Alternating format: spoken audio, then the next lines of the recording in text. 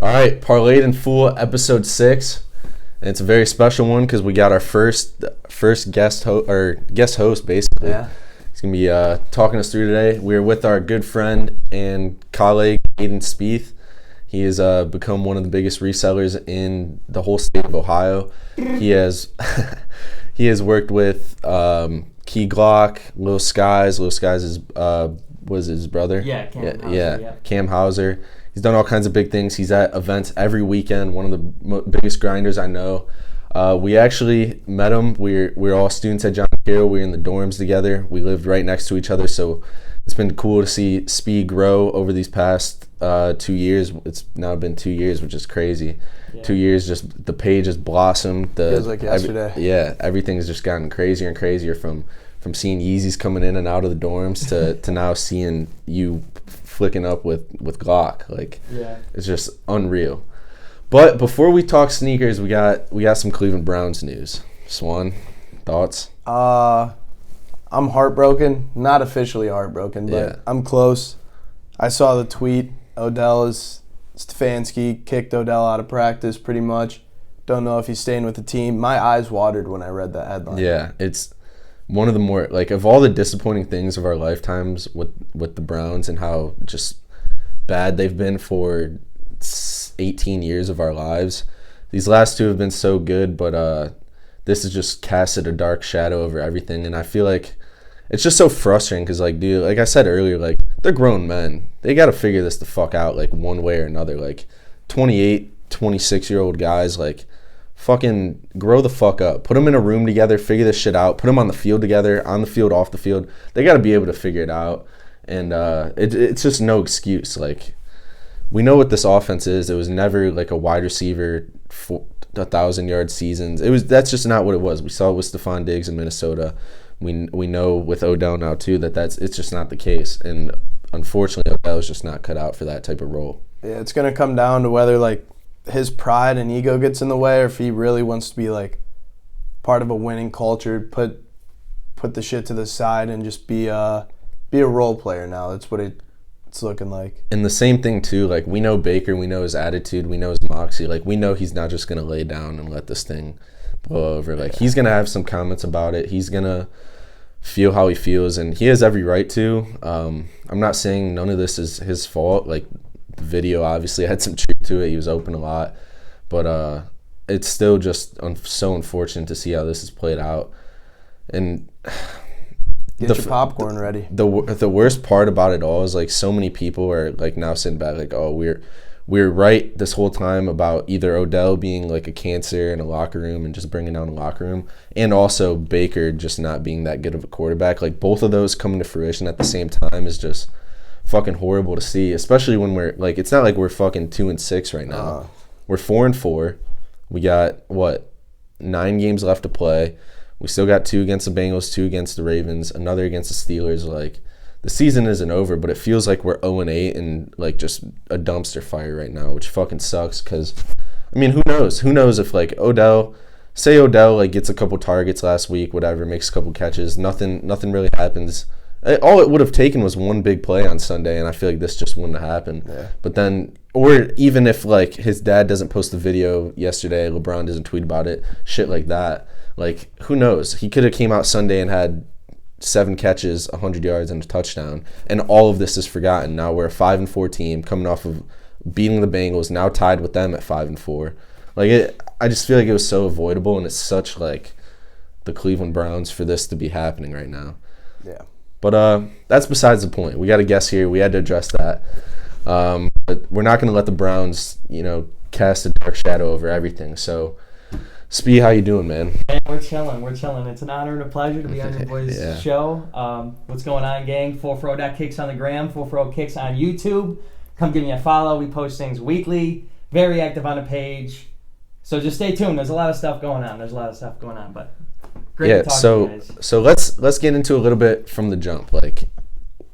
obviously everyone has their own story and their journey, how they got into this. It's not just a coincidence you've blown up. Like, you've obviously put the work in and started from somewhere. So let's hear a little bit about that. Yeah, spit your shit. Yeah, and I'm glad that like you recognize that it's like it's a grind, because honestly what everybody sees is honestly like 1% of the product of my work. Like, I'm going nonstop from when I wake up to when I go to bed, like actively talking to people, networking, like hitting those plays, like posting things, running the social media, taking pictures. So it's like it's a multifaceted operation, and then going to shows and traveling and really just building a team. So it's like it's a lot of work to be putting in, but it's just about taking those baby steps to go forward to just get to that next goal. It's not like, you know, when I was a freshman in the dorms, like it's not like I had it all painted out, you know, oh, this is exactly how it's going to be. I'm going to meet Skies and Glock, and I'm going to have, you know, almost 20K followers. Like, I didn't see it like that, but I knew if I put the time in and the effort in and just the networking and just growing my sales and just trying to grow the amount of pairs I have at once to look cool on the page, as long as I knew I did the things that I needed to advance and to grow, that it would blossom and it would flourish, and it will continue to. I mean, this is really only the beginning of what I see turning into just a multitude of other businesses. I mean, I want to have multiple stores, just branding, you know, whether it's clothing drops or just other collaborations with other brands. Like, there's a lot of things I want to do, and it's just the time. The time is money, and never forget that, because whatever you put your time towards is whatever you're going to really yield yourself. I mean, you have to put that effort and time in to see that result. So it's a moving process. It's a moving process. Yeah, and I feel like it's crazy too, because obviously around our age, I think there's a lot of people that try to just hop into the reselling game. Like, they see it as an easy, quick way to just make money, try and do what they can, have a poppin' page, shit like that. And a lot of people are able to start it. You know, they get the 1,000 followers, shit like that. They do a little business locally. And you see them come to a crossroads right there where it's like they can't really grow from there. They don't know how to grow from there. And us knowing you, like, we've been able to see that what it takes. Like, we've seen you grind and grind and grind to be able to grow it from there. And I feel like a lot of people don't get that. And like you said, they only see, you know, 1% of it. So it's easy for them to be like, oh, you know, he just got a lucky connection here, he's got a lucky connection there, to do all these great things. But really, it's like that work behind the scenes that is leading up to that. It's no coincidence at all. I feel like that's a general misconception for a lot of things in the reselling game, is like, oh, it's not just like one person, you know. It is not luck at all. It's all work, it's all grind. And you know, would you agree with that? Oh yeah, no, totally. And I think that there are a lot of roadblocks that people run into no matter what they're doing in life. Like, whether it's doing your schoolwork or whether it's, you know, going to a new full-time job, like, you're gonna hit roadblocks where you don't feel motivated to do that. And I mean, for me, having another driving passion, like coming from where I felt I didn't have anything, like where I was coming from, you know, a point of being bullied in grade school. Like, I had another motivation other than wanting to grow a business when I started. So like, that was another motivating factor. And when you have those motivating factors, that's only going to continue to push you. But there are weeks where it's like, man, I don't want to go take pictures and drive all over the place. You know, sometimes I just want to like relax, and it's like, that's where you got to catch yourself and be like, no, like, you got to push yourself twice as hard, because when you hit those roadblocks, like, that's okay, that's normal and that's natural. But to be able to go around that obstacle, to be able to get over what you're feeling, that's the deciding factor on when it becomes a side small hobby and when you can turn it into a business. Yeah. I think going back to when we went to those 4 or 5 locations for the mochas, when people were just raffling them off, like, that's where, as like, I tried dabbling in the shoes, Gav, like you were hinting at, like, people start up and then they hit that roadblock. I personally hit that, and it was like, shoes, if you're looking for fast returns, shoes might not always be the case, but when we went to those mocha places, like, you showed like such a, you were willing to fail. Like, none of us could have hit on that mocha drop, and you were like content with that. That's what I think, like, a lot of shoe sellers like have to be able to do, is like to be fail. Like, buy that shoe and then lose like $40 on it. Yeah, you gotta be ready to roll with the punches. I mean, and that's a perfect example, because I didn't even hit a pair of the mochas. And we drove an hour down to Akron, and we're going to multiple stores trying to fill out these tickets, and it's like, that's a lot of time to put into it to not be able to even pull anything out of it. But you got to be willing to do that, because you need to put yourself in a position to have that opportunity to get a pair of retail. You just have to go for it. And that's another, I don't really go around to a lot of stores anymore. You know, it's just like, some of the workers know me and they don't like dealing with me and it's a hassle. Yeah. And then obviously it's like you can only grab one pair, so it's like if you want to grab more, you got to bring people. So it's just like that's another, like I don't really capitalize on going to stores and getting pairs at retail because that's just not what makes it worth my time. Like I am better off buying from suppliers through the network that I've built and then being able to flip those on my page or with the stores that I already work with. Yeah. So it's about finding your lane. Not every reseller is doing the same thing to make their money. Some people like to do raffles. Some people like to do, whether they're just growing their page to run promotions or run giveaways or what have you. I mean, there are a lot of different ways to make money with reselling, but you just have to find what works for you and then run with it. Like, just run with it and as fast as you can and as far as you can because it'll continue to grow. So we've seen you over the past couple months really become a nationwide reseller almost. Like you've gone to all the sneaker cons and sneaker events like that. Is there any like experience in that stuck out with you a little bit that makes it like worth it going on that drive, taking all the inventory, stuff like that? Like, is there anything that instantly like, all right, this is why is why totally. I do this? And I think the biggest thing in this business is the network and the networking because like when I go to these sneaker events and these sneaker cons, they honestly feel like family reunions. Like I'm seeing these people that I met in Chicago or that I met in Atlanta or Indianapolis or DC. Like I'm seeing these people that I've met before and they recognize you and it's like it's that just instant connection. So not only is that a great tool to use to leverage business with them, but it's just like you're getting to know people and learn. Like you need to network because the more people you know, the more you're going to flourish. And I really believe in the motto, your net worth is your network. 110% because it's all about who you know. It's not necessarily about what you know. You need to know something about that business and you need to have a drive for it. But ultimately, if you know the right people and you can string those plays, you can make it shake. So that's the biggest thing when we go to these events. I love meeting new people, passing out business cards, putting people on my story when they buy pairs. And just, sometimes you don't make all the money you think you're going to. Like, we put a 10-hour drive into Atlanta. We're putting thousands into the tables, the gas, the Airbnb. And it's like, okay, we might only turn $30K with a return of like 10%, but it's like, it was all worth it in the end. Like, even if we only made $500 profit, like, it was worth going down there and putting yourself in that opportunity to network and then meeting people. Like, you need to meet people. You need to be active when you go to these events because if you just set up a table and you're selling some stuff, okay, have a good one, are you really growing from that or are you just trying to profit off of the event's traffic? I mean, you need to utilize every aspect of the situation. Well said. Yeah, definitely. And also, like, coming from someone who, like, honestly, 5th, 6th, 7th grade me, like, kind of idolized these people that would be at these sneaker events, whether they were selling shoes or, the whole Instagram boom around 6th grade where people were, posting on foot pics and shit like that. Like, I used to really, like, idolize that shit. So it's kind of crazy now to know you and see you, posting pics with a Harrison Neville and stuff like that. Like, it's crazy. I used to watch those people and now, you're kind of right there with them.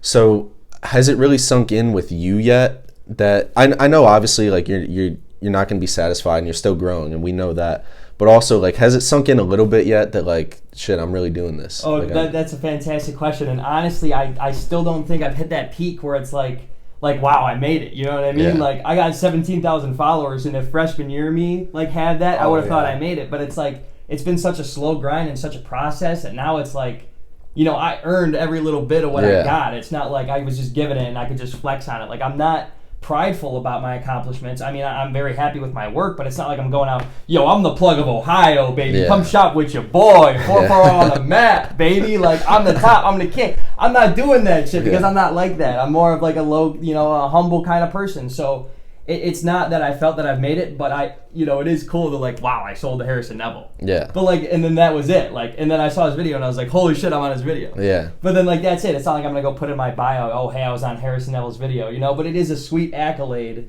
that I can just say that has happened. I mean, and even with that Atlanta trip too, like we went to a sneaker store, exclusive Atlanta, and we were just chilling in the front room, and I was about to sell this dude some more Off-White Dunks because I sold him a few at the show, and he's like, come to my shop after, and he's like, French Montana's going to be here in 10 minutes. And I was like, get the fuck out of here. And I was like, what? So it's just like, just being like, just the fact that I sold him a couple pairs of shoes at the event, and then he invited me to his shop. Here I am sitting in his store, about to just meet French Montana. So French walks in with his boys, they just flew in from LA or wherever they're from. or wherever they were coming from, and he dapped me up. He was like, "Salam alaikum." I'm like, "Alaikum salam." You know, I got that little Arab in me, and it was just like crazy. But it was cool. So it's really cool. There's just the amount of people that I've met so far from doing this, and like that's a great motivation factor for myself. Like when I'm feeling like, man, I don't want to do this work, but then I think about the things that I've accomplished and where I'm really at, and then I'm like, okay, I got to keep going. There's so much more I want to do with this. And that's crazy too, because like that could have been something that you would have never known you missed out on if you had just said like, oh fuck it, I don't want to go to Atlanta this weekend, I want to stay home and chill or go out with my friends and shit like that. Like, exactly. And you would have never known that like I would have been there with French Montana. Like, exactly. It would have never crossed your mind. But now you go, and like does something like that make you think like, shit, of course this is worth it. Like I got to take these opportunities all the time. Oh, 100%. And even when I went to my SneakerCon Chicago, I mean, that was the first time selling there as everything had been shut down for so long. And it was just like, I had made the money I turned and sold to the amount of stores I did, and I was like, I got to go to every SneakerCon now. So it's like, sometimes you just got to be there to like perform to then see it. Yeah. But like that's why my advice to anybody watching who wants to grow their business is just put yourself in those positions. Like sometimes it's not going to be what you think it is. It's not going to meet your expectations. You're not going to make money. But sometimes you're going to be meeting French Montana on a couch in the middle of a store. Like you never know where that's going to turn. So you just got to put yourself in those opportunities. You have to do it. And you can't kick yourself over that. You cannot live with regret that you missed an opportunity to go make money, to go network, to go grow, to go just live your life and live your business. So it is all about just putting your foot through the door. I mean, that's all it is. And it's kind of crazy, like in the world we live in now, especially at our age group. Like you see a lot of people that you know start something like you did, and not even close to the point that you're at, and they still kind of take every victory lap they can. You know what I'm saying? The people that kind of, you can tell they're in it just to let people know, like that, you know, just to show off a little bit. So it's kind of like a breath of fresh air to hear someone say like, you know, I've worked for this, I'm not done yet. You know what I'm saying? It's not just like, we're not just clicking on IG and seeing a victory lap on every you know page. You know what I'm saying? No, like, and that's how a lot of kids are, because there's a lot of young kids doing it. Like a lot of high school kids, 16, 17, like 18-year-old kids, they're running businesses like this, whether it's with their mommy and daddy's card or whether it's with their hard-earned money. And that's where like there is a large aspect of that clout in this community. Like, look at how many pairs I got. Like I'm the huncho. You know what I mean? Like. And I mean, like, yeah, when you post a picture like that, like, ultimately, okay, you're doing that because, like, all right, it's look a little at my flex. nice array. Like, yeah, it's a little flex. There's nothing wrong with that. But, like, some kids just do it to, like, look like they're some sort of celebrity. And not that that's a bad thing. It's just, I guess that kind of, like, changes your mindset on either reselling as a whole in the community or just, like, the people you do business with, you know? Like, you know, some people are in it to grow and to, like, build their business and they have a purpose. And then some people are kind of like, you know, oh, I don't want to do business with you. Like, I'm doing my own thing. I want to be the superstar, you know? Yeah. And that's where it's like, you got to be willing to work with anybody. Like, and I feel like that's like, in any profession, like, this is honestly just general business stuff. Like, you need to be willing to work with people. Like, run that collab with that local artist. Like, run that collab with, you know, whoever. Like, you just need to meet people and do business with them to be able to grow. Like, and I don't mean to throw anybody down, but like Chili Kicks, okay, for example, perfect example. The only store in Cleveland that I really know that doesn't really like buy a lot of shoes, like they're not posting like, hey, we're buying shoes, bring them in. They don't do consignment. And like, that's cool. There's no problem with that. But there's a difference between being a Chili Kick store and then being like, and a Hype store. I mean, Hype doesn't really do that either. They just sell their shoes. But then like DF Kicks or Kicks and Cuts or even Kicks in the 216, like those are stores that will allow you to come in and wants to work with these resellers. Like, put your shoes on consignment. Like, there's no problem with that. Like, why would you not want to have, as a store owner, why would you not want to have kids' shoes just sitting on your shelves that you didn't put money into? And then you're working with that reseller, and then they want to see you succeed. So it's like you're just working with them. I feel like that's the best way to constructively grow a business. Unless you're just focused on, you know, okay, I just want to do it for me. I'm in my brand. I'm in my lane, you know, and that's cool. But it's just there's a lot of different people in this game. Yeah, and I think, honestly, in my opinion, like, the people that kind of have more your approach are going to be the ones that kind of, longevity-wise, last more than, you know, because you see, like I said earlier, you see a lot of people that start it and kind of fizzle out. And also, among the bigger people, you've seen people get big and then fizzle out because they kind of get big and then they get a little satisfied, they get a little comfortable, they think they could just do things for themselves, and it kind of just wears out a little bit. And so, again, it's another breath of fresh air to hear someone like say, like, I'm not satisfied, and keep going, because you just see so much of that nowadays of people just wanting to get one social media post out there, hope that blows up, and then, you know, that's all they're satisfied with. Yeah, no, very true. And that's a very astute observation that I feel like a lot of people don't see it like that, and they do it. You know what I mean? Like, so it's really great that you have that perspective on it, because some people don't realize that I'm trying to do things differently. You know, like I'll get DMs from people like, yo, why are you charging so much on these shoes, man? Like, you're texting me. Like, why are you being a dick? Yeah. I'm like, I'm making money to pay my bills, and I'm making $25 on this sale. Like, don't come at me sideways. You go buy it for more online if you want. I'm still giving you a deal. But, like, people think I'm just this kid that's just trying to, like, screw everybody over and just like, oh, look at all the shoes that I just backdoored from your local Finish Line. Like, that's not how it works anymore. It's not what it is. Like, I had to buy these from somebody and pay the ticket to play. You got to pay to play. And then, you know, you either want the shoes or you don't. So it's funny how some people see it differently like that. But it's just because they're not informed, you know, so. Over time, as you've grown, like, how much has your, obviously I can see the passion for the business is always there. That's never going anywhere. But as far as shoes wise, like, how much has your passion as a sneakerhead grown or gone down over the past couple years?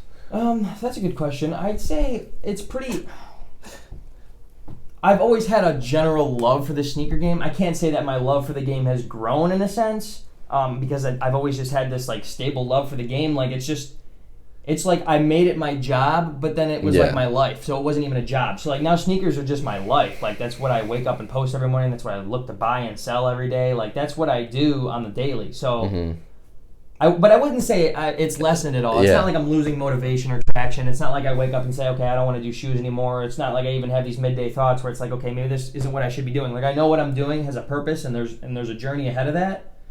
But I wouldn't say it has grown in any sense. It's, you know, I do like to balance my life a little bit, and there are a lot of side businesses that I'm looking to open soon, such as real estate, looking to open a power washing company come spring, potentially plowing this winter. And I'm getting into stocks and stuff. So I just want to have these diversified revenue streams coming in, but, like, the shoes will be like my bread and butter kind of thing. Like the quick cash. Like, that's my daily salary per se. That's what I know is coming in. Yeah, I just asked that because, you know, it's become, sneakers are bigger than ever. It's become so huge to keep up with the sneaker game, and it's honestly a tough thing to stay on top of everything, stay on top of, you know, hype versus just non-hype things, and what releases are going to blow after they come out and stuff like that. What shoe's going to be hot in a year? We've seen the rise of the Dunks and SBs and shit like that come back. So, you know, it's honestly something to admire, like someone that's been able to, over the years, like, stay on top of all of that, because it's not an easy task. Like, it's honestly like studying for another major. You know what I'm saying? You're going to school, you're doing all this, but you're also keeping up with the sneaker game, sports, you know, shit like that. Outside of it, it's almost like, you know, more classes, more things to just pay attention to. It's a full-time job. It really is. It really is. There's a lot of things you need to know. You need to be looking up on when the latest releases are, what's going to be hot, what's not, and you need to pay attention to the trends. I mean, I need to look on Instagram stories.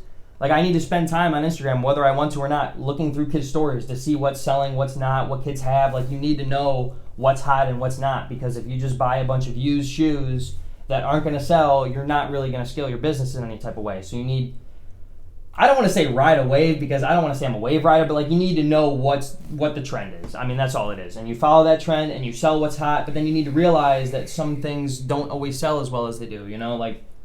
Like the Dunks, for example, the Dunks weren't selling for anything. I mean, there were select releases that were, you know, coveted in the supply demand, you know, $500,000 Dunks, but not really until this past year have there been this many releases revolved around the Dunk that everybody's trying to sell. You know, when did you see somebody wearing a pair of Dunk highs 2 years ago? You know, never. Like, but now you see a lot more people wearing these Dunks because it's the trend. There's ins and outs. I mean, Dunks may go, you know, fade away and come back in another 10 years. I mean, it's all about that trend. So when I think of, like, your growth and stuff, like, just look at this picture. Like the Travis Scott Reese Puffs, like, from that to now, like, selling to Glock, like, how is it that you wake up and just, like, are you appreciative of Glock? Like, what did he do for you? And kind of take me through, like, what it was like selling to someone like that, because he's one of my favorite artists. Yeah, no, had totally. One of the hottest albums, like, in Yellow Tape. Yeah, no, for sure. Honestly, though, with Glock, it was a little different. Like, so Skies and Glock were different people, and that's a given. I mean, everybody you meet is different. Skies showed love. Skies handed me his phone to tag myself on the video he made to put on a story. Yeah. Like, that was love. Like, that was him appreciating the fact that I was giving him a pair of shoes and showing him love on others, and he wanted to support my business. Like, that's what I was there for. But Glock was a different story, and I mean, Glock's a different guy, so he's not like the social media guy, wants to show love to all these, whatever. And it's not like he shout me out or anything. He wasn't looking to do that. He barely even takes pictures with people, so even being able to get a picture with him was sweet. But in terms of what he did for me, it's just that accolade, like knowing that I did that. Like, it wasn't even just that Glock had come to Cleveland and I met him outside somewhere and sold him a quick pair. It's like, no, I coordinated that with his boy for 2 months and waited for that golden day to be able to drive 11 hours down to Memphis and make that happen. So it was a process, and to be able to say that I pulled that off, and that, I mean, knock on wood, but I mean, to say that somebody like Key Glock could die sooner than later, I mean, you never know. Nobody else might ever be able to say they did that. So it's just like, it's awesome, and it's a motivator for me, because that just continues to reinforce my belief that you can do anything you want in this world. Like, you can really do whatever the fuck you want to do. You just gotta wake up and get it. And the fact that I woke up and drove to Memphis, we drove 26 hours in 30 hours combined. So I didn't even get a hotel anywhere. Like, it was like a haul down, meet him, my boy drive us around down there, and I hauled us back. So it was like a grind. And just to be able to say you did that, like, that's what I got from that. Satisfying. And Glock's, that was crazy to me, because Glock's not like an easily accessible person. He's like you said, no. like, bro, he just released a track list where every feature it says featuring himself, featuring Glizak. Like, he don't really fuck with people. So when I like saw that picture, I was like, holy shit, like, this is huge. This is crazy, because it doesn't, like you said, it doesn't just happen off coincidence. Like, that to be able to reach him is like a task in itself, and then also to execute it, get a picture like that, like, holy shit, man, that was a crazy moment. And honestly, quick side story with that. So when we get, this is like one of the coolest, like, uplifting moments for me during the trip. Okay, so we get down to Memphis, and like, at this point, it was just me talking to this dude's guy. So like, in all reality, maybe it didn't happen. Maybe he flakes on me. Maybe he was just fucking around. But like, I felt comfortable enough and made the judgment call that, like, this is going to happen. So we go down there, and I'm, like, trying to call this dude. It's, like, the time he said we could pull up. It was, like, 4:15. He's like, nah, come at 5. And I'm, like, shaking, because I had just driven all the way down there, and I was just, like, nervous as shit. I'm, like, so I'm shaking right now. And I look on my story, and I see Glizak, check, viewed my story. And I'm like, no fucking way. This is happening. Like, he sent my story, because I posted when we got to Memphis. He sent my story to Glock. Glock saw it. Like, this was for sure. So, like, that was, like... That's crazy, and I took a screenshot of it. Like, nobody might ever be able to say that they saw, Key Glock viewing their story. Like, that's just awesome. That's just awesome. And I want to touch on the picture Swan was just talking about for a little bit. So, back in the dorms, me, Swan, and our roommate had a triple, and then you guys had the triple next to us. So literally neighbors, like right next door, 10 feet away. We could hear them yelling. They could hear us yelling. Yeah, it was crazy. So when I first got there, when I first moved in, you guys had already moved in. You walk in, you see the Travis Scott, the Reese's Puffs, and you see, sneaker boxes. And to see, like, that inventory start from there to now, you could fill up both of our dorm rooms with pairs and apparel and shit like that. And it's just like kind of like a cool hindsight moment, like, just to see how much you've grown, and like also just look back on a good time freshman year when we're all just trying to figure out what we want to do, now 2 years later, where we're kind of we're sitting here hosting a podcast, you're doing your thing. Like, the fact that we could all three still be right here is kind of crazy. And totally. No, it's awesome. And I along with that, like, I don't know, I hope it was in a sense, but like, with what I'm doing, like, I want that to be a motivation to, like, you guys, like, Colson, like, anybody, like, that you can do whatever you want, dude. Like, I came into that dorm with 3 pairs of shoes, and now I can hold, 300-400 pairs. So it's like, just for you guys to be able to see that, like, I want to be, like, a resource to you guys, because you guys are going to grow this pod. This is going to be a huge show, like, because I believe it, and you believe it. Yeah. So, like, we got to grow together, and just to be, like, I want the whole team to grow. You know what I mean? When we go to these shows, I'm sending my boys out with pairs, Dom and Colson and my girl. I want them to go make money, and them to, like, reap the benefits of this as much as I am too, in a sense. You know what I mean? I want them involved, and I want us to all grow, and I hope, honored to be able to sit here and be on your podcast. And if any of our other friends open up other businesses, like I just want to be able to work with them and like grow as a team, because that's what it is. Like, and you hear motivational stories all the time, but it really is different when you see someone, when like how we've seen it with you. Like, it's different when you see it firsthand. It's different when it's someone you actually know, because you could listen to all the motivational shit that's out there, scroll through YouTube, all that. But when you see it firsthand, you really do sit back and like, shit, like anything can happen, anyone, if you put the work in, anything can happen. And you actually, you have been a source of motivation for us. I would definitely say that. And just, starting this. And like you said, with the passion thing, like me and Swan, when we were talking about doing this podcast at first, like we were saying, like, dude, even if it got 0 views, fuck it. We enjoy talking about sports. We enjoy talking about shit. Like, we might as well do it for fun. It's fun to record. It's fun to do that shit. So we're just going to keep putting the work in like you did. And hopefully we'll both be in 10, 15 years looking back at this interview is like, holy fuck. Oh, hell yeah. No, I totally will. This is going to be retroed out. Like, I can't wait for that moment. Maybe like a little victory lap. We just toss this on and like, shit. Who would have thought? Sip some wine, shit like that. But we'll still be working, that's for sure. We'll still be growing even that long down the road. But this is a sports podcast, so, sneakers are more relevant in sports than they've ever been.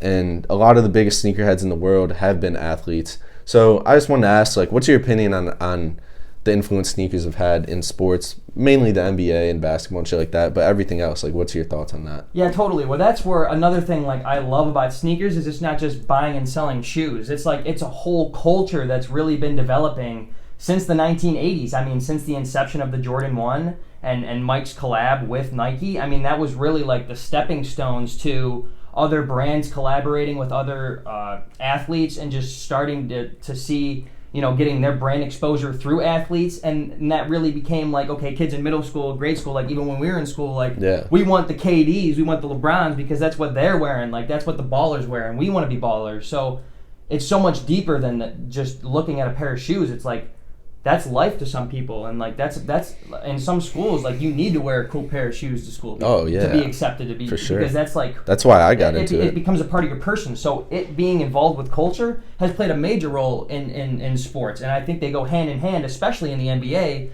being used for performance, as to how they will continue to grow together. Nike does a lot of work with athletes, and they do a lot of work with the NBA, and they're very involved in that. So they're really hand in hand with the sneaker game.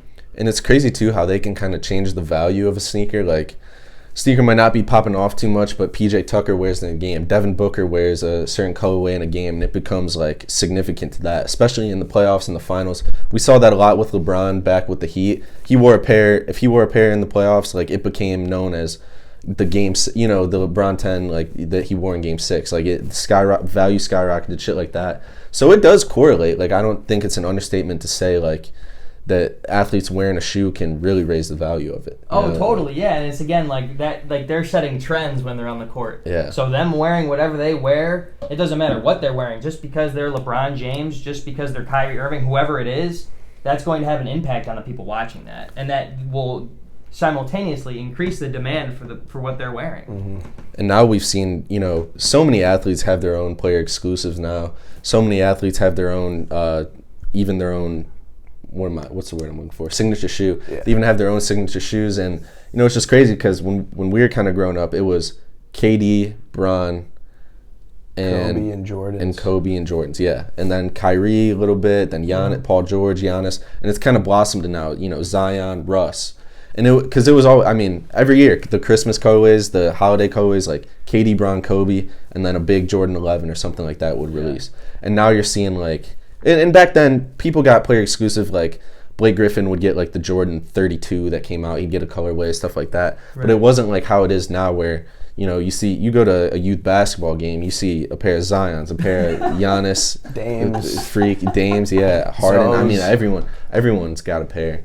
Yeah. And so that's the next point I want to get into, like how much the sneaker game has changed from when we were in 6th, 7th grade to now what it is now. Like 6th, 7th grade, Nike basketball was fucking huge. Like I remember having 10 tabs open, Foot Locker, Foot Action, Finish Line, Nike, waiting to get a pair of LeBrons for Christmas, shit like that, to now, obviously the how prevalent the sneakers app has been, and really it being Jordans, SBs, more lifestyle shoes, Yeah. And even, you have the Cactus Jack mask here, how Travis Scott has come in and made artists and influencers more prevalent than even athletes in the sneaker world. Oh, totally. No, it's crazy to see these artists coming in and really share the space with that, because again, sneakers is like a culture thing, and that goes beyond then sports too. Like, they're working with these artists, they're working with pop culture to really tie everything together. But yeah, it's crazy to think, like, when we were in grade school, like, the Hyper Dunks were like the hottest shit. My The God, Hyper Dunks man. and the Nike socks. Like, I think it was 2014, the 2014 With the Hyper Dunks with string? the strings. Yeah. Oh my God. I wanted them bad. They made them in every color. I got like too. the Hyper Volts or something. Yeah, like, so off. and that was back when too. Like, the $130 price tag was like crazy to our parents. Like, they were like, "There's fuck no, you've never gotten a pair of shoes over $80. Like, you're all of a sudden asking for a $130 pair of Hyper. Yeah, just to hoop in them and ruin them." So it's insane how much it's grown. And now it's like LeBrons are base $200. So it's exactly. Like, along with like artists and athletes are working with these companies, it's also like, okay, the price tag is also being pushed upwards too. Like, I don't know if you guys remember seeing those Nike Adapts that like they self-laced with the Zoom, or like even the Jordan 11 Adapts they did. Like, those price tags for $400 or $500. So it's like now they're really starting to push the ceiling, because there are people out there that are willing to drop a bag on a pair of shoes, like, even if that's the retail price. And that's where it's perfect for kids like me to get into it, because the demand isn't seeming to go anywhere. I mean, the demand for shoes will only continue to grow as there are more people getting into this game. It's a younger based crowd with some OGs and old heads in it, but the demand isn't going anywhere. So it's just, as the supply stays stagnant, it's going to be tougher with more young guns trying to get into the game. I mean, everybody and their mom trying to resell nowadays. And like we discussed, some kids will hit a block and fall off, but that doesn't change the fact that there's still, 80 Mickeys. We call them Mickeys in the resale community, Mickey Mouse, like Mickeys running around trying to do their thing. So it'll be interesting to see the changing of the sneaker game within the next 5 years, because I mean, even over the past 2 years, there have been major changes. Some of the dudes I'm working with now that were going to sneaker cons 2-3 years ago, they're like, man, we used to bring stuff and like almost sell out, like they'd be turning stuff, but now it's like the amount of tables in the place has doubled. So now there's double the competition, there's double the amount of pairs. So it's just a dynamic game that's changing in the marketplace aspect. You bring up competition, like how is 440.Kicks, your brand, your LLC, like doing anything different from the other competitors, like the not even local, but when you get to those shops, like what are you doing to draw the attention to your table instead of others? Totally. Well, the one thing that I'd like to say I focus on is convenience. I mean, all you have to do is look at my story and send me a message, and we can close a deal right there, and I'll ship the shoes, and you don't even have to leave your house. But at the same time, I'm looking to open a store because it's totally awesome to be able to interact and work with customers. Let them come in and try the shoes on and see what they like. So that's something that I'm waiting to get to. But, I mean, I would say the main benefit with me is the price, because I supply a lot of stores in Cleveland, like, already. So if you think about what I'm able to sell that pair to these stores at, and then what they're able to mark it up at, why would you go shop with them when you could catch me? I'm like the middleman. So I'm like the plug, like for some of these stores. So if you shop with me, you're getting the price before it goes to the store, before it gets that final markup. My price will sometimes be a couple dollars more than what you could get it for StockX shipped and taxed, but you're getting it same next day with no hesitation or questions, and like customer service. I'm here to talk with you. But at the same time, if I sell that pair to a store, you're going to pay at least $50 to $100 more for it. So it's just like, I guess it comes down to the convenience of being able to go to the mall and walk in and buy a pair. But at the same time, as long as they know who I am and they see something on my store they like, it would be a better deal for them to shop with me. And I think that's a great point for you, because I feel like that customer service and real customers. All right, that was our first guest interview. Again, Hayden, shout yourself out. Yeah, so again, 440.Kicks on the gram, 440.Kicks on YouTube, 440.Kicks.com. Come check me out, send me a DM. I want to show you some love. Let's do some business. Shouts out to the boys. Parlayed in full. Make sure you subscribe, like, comment on their video. They're only going up from here, so stay tuned to both of us. We're on the journey. All right, that's a wrap for episode 6. We got another big guest coming up next week, so stay tuned. Only big things from here on out from all three of us, and we hope you guys continue to grow with us. See you guys in the next one. Drop 440.Kicks in the comment too. Get it engaged. Yes, sir.